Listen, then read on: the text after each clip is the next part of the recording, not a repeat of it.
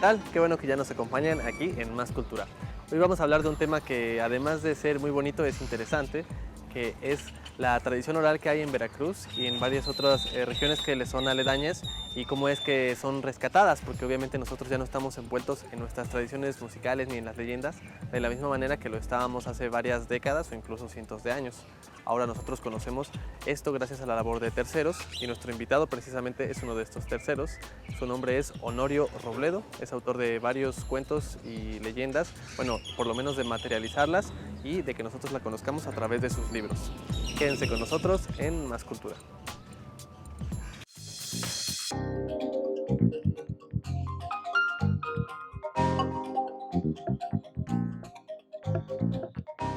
La tradición oral es de suma importancia para la literatura y lo ha sido desde hace siglos.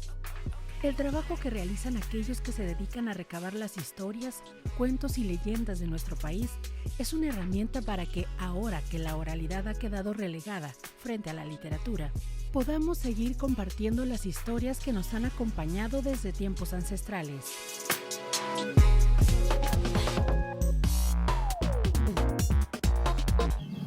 Estamos hablando acerca de las herramientas que existen para que nosotros, los veracruzanos y los mexicanos en general, conozcamos nuestra tradición y nuestras leyendas, nuestra música, concretamente el son, y cómo es que Honorio Robledo está metido en ese asunto.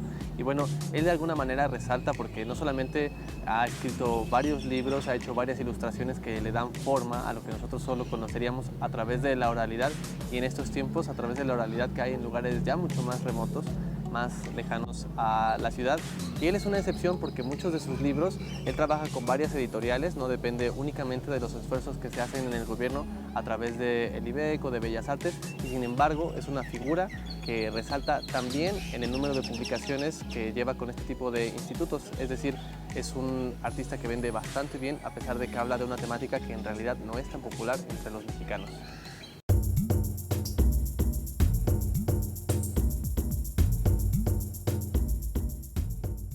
¿Qué tal? Estoy en la casa de Honorio Robledo. Él nos va a platicar mucho acerca de esta labor tan bonita que él hace de llevar la tradición de varias regiones de nuestro país a otro lado, pero sobre todo darle materialidad.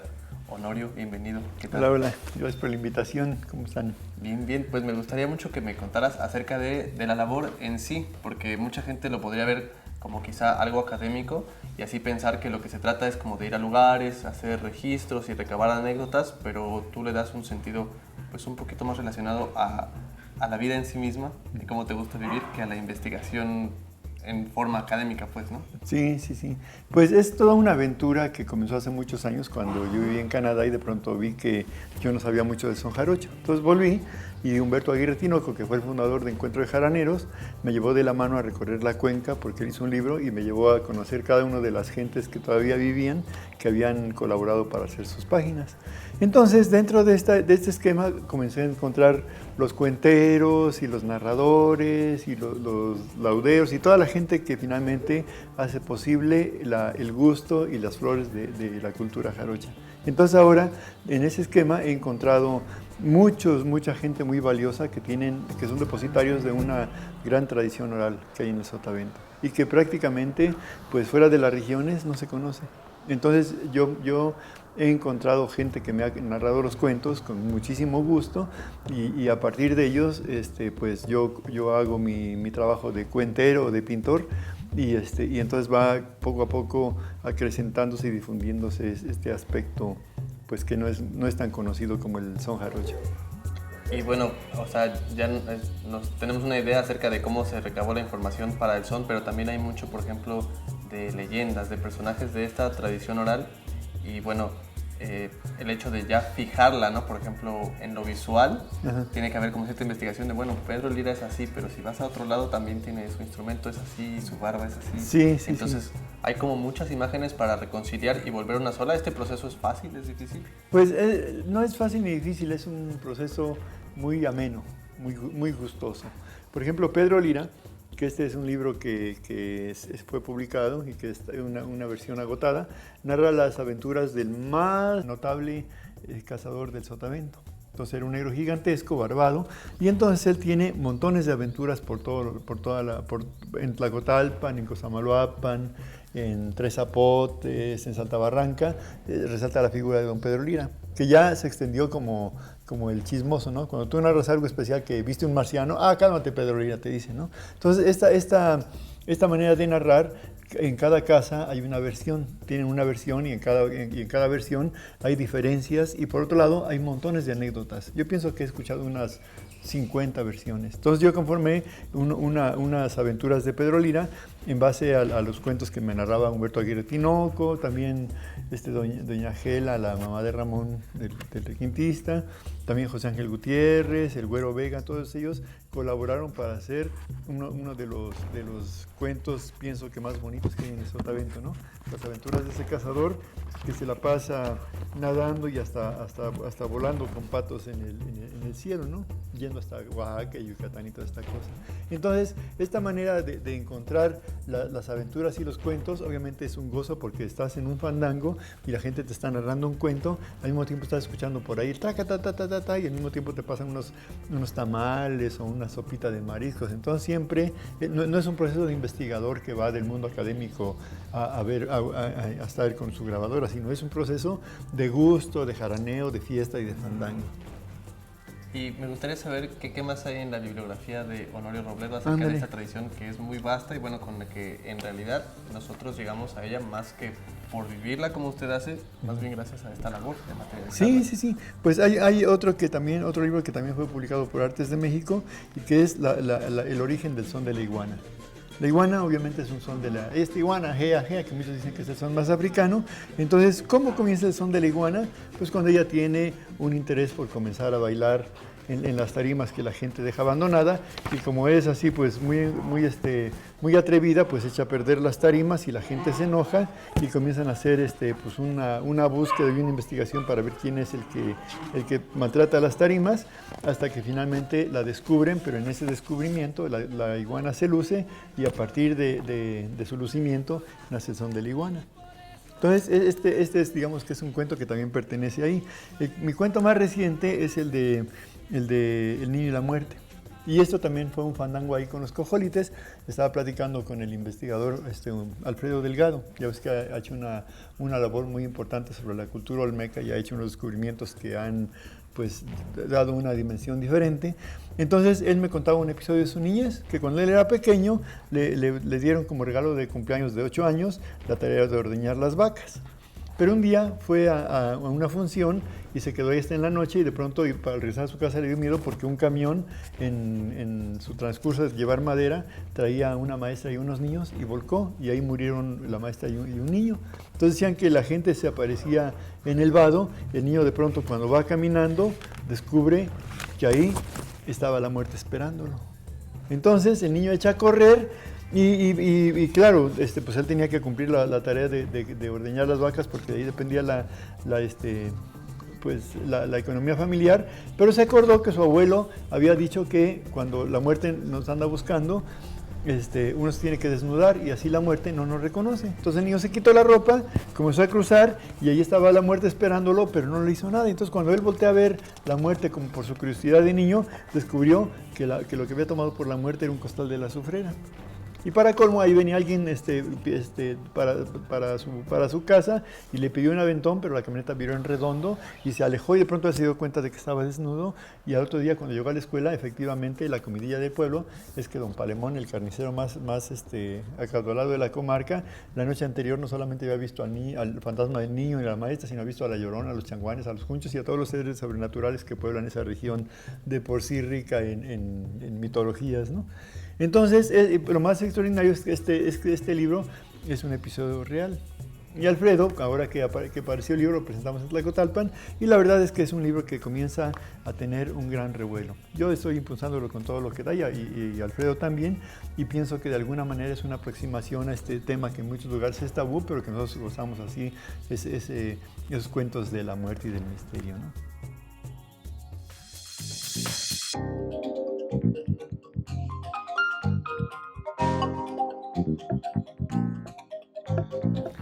La literatura de nuestro país ha pasado por muchas etapas, desde lo más nacionalista, que es lo que nos encontraríamos en libros de texto como los que mencionaba al inicio del programa, hasta puntos como el de ahora, donde cualquier temática, incluso que no tenga nada que ver con México o algo así, es bien vista. Hay varios temas que, pues claro que están de moda, como el narcotráfico y que tienen su referente en el mundo social, pero definitivamente no es el caso de aquellos que se dedican a la difusión de las leyendas y la tradición oral. Para ellos, vivir la literatura es algo que está por completo de otra manera, es decir, quizá tendríamos la idea del escritor en su torre de marfil recibiendo alguna especie de inspiración y comunicándose desde ahí con el resto del mundo. Este no es el caso de Honorio para nada. Él busca en la literatura no solamente la capacidad o la idea de que se puede pintar el México como era antes, o de conocer por lo menos las leyendas de aquel México, sino la idea de que uno puede empaparse de este tipo de vivencias y contar una historia, no importa cuál sea el origen, es decir, la tradición oral, que es lo que encontramos mucho en Honorio, sino siempre que sea una buena historia, una historia que valga la pena contar.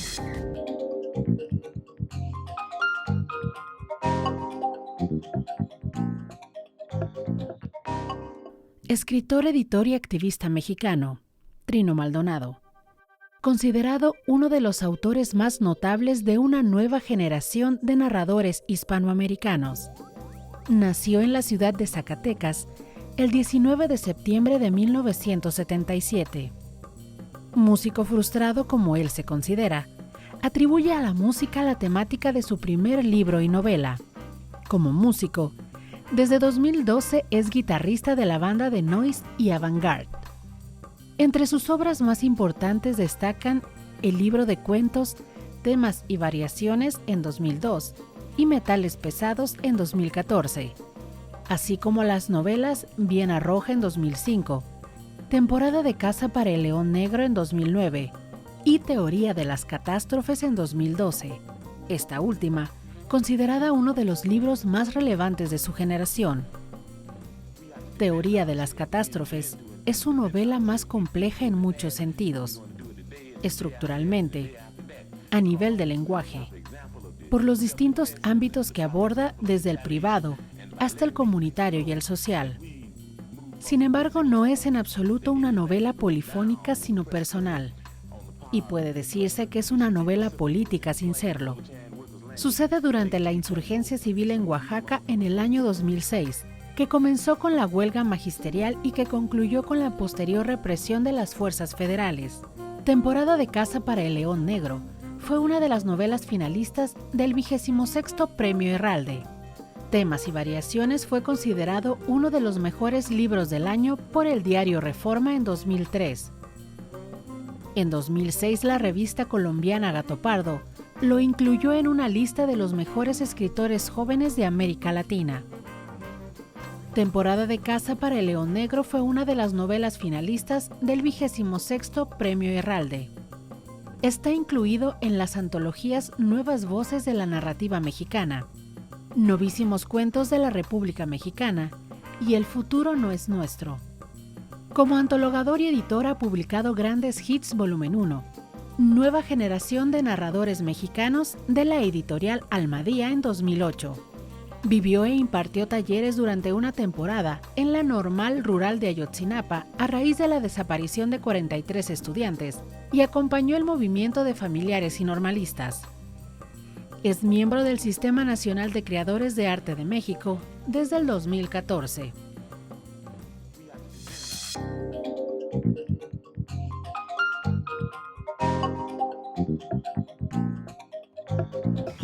El proceso en el que una historia que viene de la tradición oral de algún lado, ya sea la de Mío Cid o la que nos dejaron con la Eneida, puede pasar por muchas vertientes. Hay muchos motivos para llevar a cabo este proceso y sobre todo para cuestionarlo. Por ejemplo, no conocemos mucho de Mío Cid, a pesar de que todos conocemos la historia. Hay muchas versiones, tiene varios apéndices de cómo se cuentan varias anécdotas que corresponden a este universo, pero que no están como tal en el texto de Mío Cid. Y bueno, también tenemos en medio la traducción, las viejas palabras, los arcaísmos que encontramos ahí. Y en el caso de la labor de Honorio, este análisis puede no necesariamente necesariamente ser tan académico. Es decir, él lo que busca es empaparse de historias, conocer todas las versiones de la historia y además él tiene hasta cierto punto el control de cómo es que esto se queda guardado en la labor editorial, porque no solamente se encarga del texto, sino también de la representación gráfica. Es decir, hay personajes y leyendas que nosotros conocemos y de los cuales podemos tener alguna idea, y que esa idea varíe de región a región, pero la que nos deja plasmada Honorio es la que recolecta hasta cierto punto los elementos que coinciden en la mayor cantidad de versiones, y este no es un trabajo que le podríamos encargar quizá a un antropólogo, la labor de hablar con las personas, sino que Honorio lo hace de una forma que en realidad es menos académica, pero no por ello menos rigurosa, que es la de envolverse en las tradiciones, en las fiestas, conocer a la gente que cuenta la historia y bueno, ver cuáles son los puntos que convergen.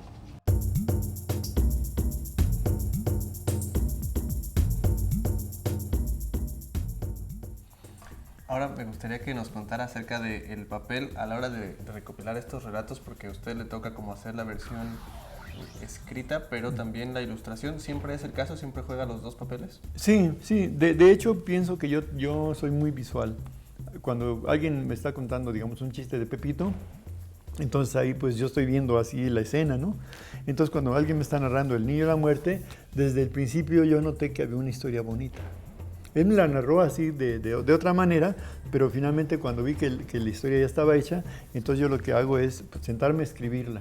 Escribo, digamos, la primera versión.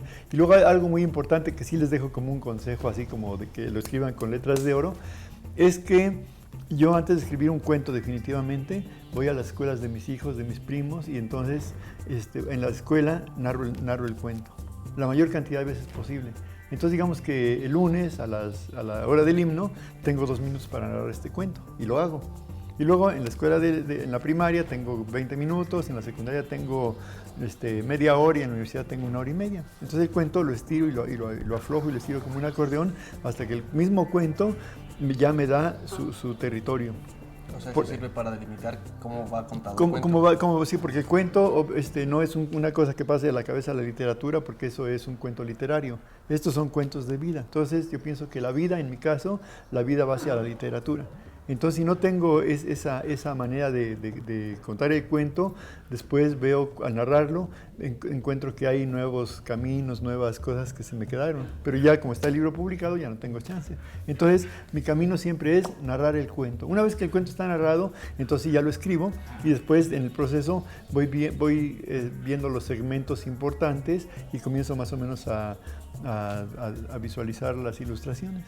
Ya el último pues ya es dividir los párrafos en una manera literaria con las exigencias que tiene pues la industria moderna de la editorial, que son, digamos, 15 ilustraciones y 15 partes de cuento, ¿no? Es algo muy facilito y a partir de ahí pues ya tengo el DOMI listo y comienzo a mandarlo a todas las editoriales posibles y a recibir cartas de rechazo, ¿no? Que ahí tengo un montón todavía. Entonces, dentro de esto, pues es una aventura muy interesante y de alguna manera me sigue conectando con pues, mis hermanitos del son, con la gente que yo quiero, porque cuando ven que efectivamente pues, yo narro los cuentos y que además les doy los créditos y además les doy libros, entonces pues, ellos están más contentos y todo el mundo me dice, a ver, ahora que me cuentan cada historia que dice, ay, esto es imposible o se pasa o le falta mucho, ¿no? Pero digamos, pienso que un escritor antes que nada debe tener buena oreja. Y en este proceso de recibir historias, me imagino entonces que cada vez son más personas con más historias. ¿De qué depende que Honorio haga esta labor de versionarla de forma, pues, más o menos definitiva? Pues ahí depende de que una buena historia, de que la historia sea buena. Porque hay gente que me da una historia emocionante, pero como que no tiene, digamos, la tesitura para convertirse en un libro infantil. Porque a veces son anécdotas, ¿no? Y hay gente que me hace observaciones sobre mis libros que también pues yo guardo en la memoria porque veo que sí, que tienen razón, que hay siempre una manera de perfeccionar una historia. Y yo creo que cuando alguien me cuenta una historia, pues que yo pienso que si yo fuera ellos, trataría de llevarla como un libro, ¿no? Porque a veces es decir, nunca sabe cuál es una buena historia. Pero una buena historia es como un buen chiste. Así, el efecto inmediato es que un buen chiste te ríes. Y la otra cosa es que una buena manera de contar un chiste, que a veces no es un chiste sin chiste, y alguien que tiene mucha chispa, pues desde que a la mitad ya te estás riendo, ya no importa el desenlace, ya no importa, es decir, es también la manera de contar. Entonces yo siempre veo que la gente que narra cuentos la respeto muchísimo y hay gentes, por ejemplo, hice un video que ojalá puedan mostrar, se llama Narradores Tradicionales del Sotavento.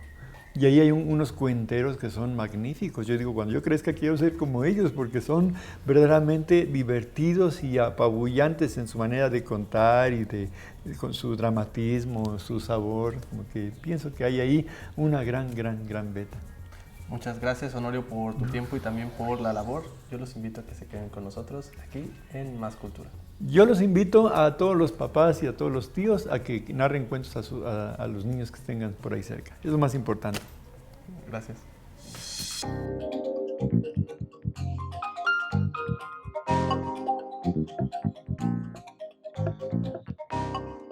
Eduardo Antonio Parra es un autor de México contemporáneo y la primera vez que escuché hablar sobre él yo no lo había leído. Estaba en Santiago de Chile en un congreso y escuché la ponencia de una de las participantes que aseguraba que Eduardo Antonio Parra era el nuevo Rulfo mexicano.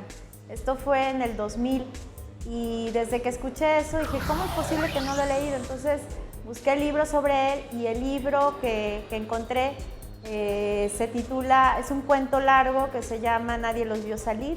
Es un relato sobre una pareja de un hombre y una mujer que entran a un bar de Ciudad Juárez. Bueno, no se dice Ciudad Juárez, pero se entiende que es la frontera.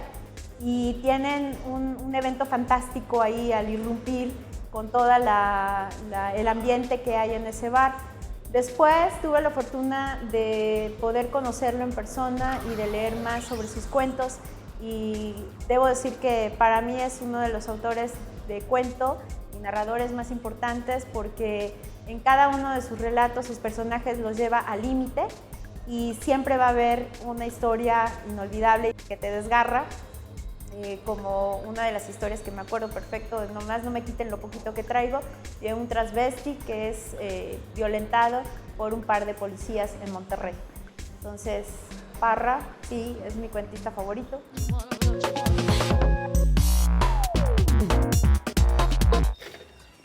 Ya llegó la hora de cerrar este programa. Yo espero que a ustedes les haya dado tanto gusto como a mí conocer a Honorio Robledo.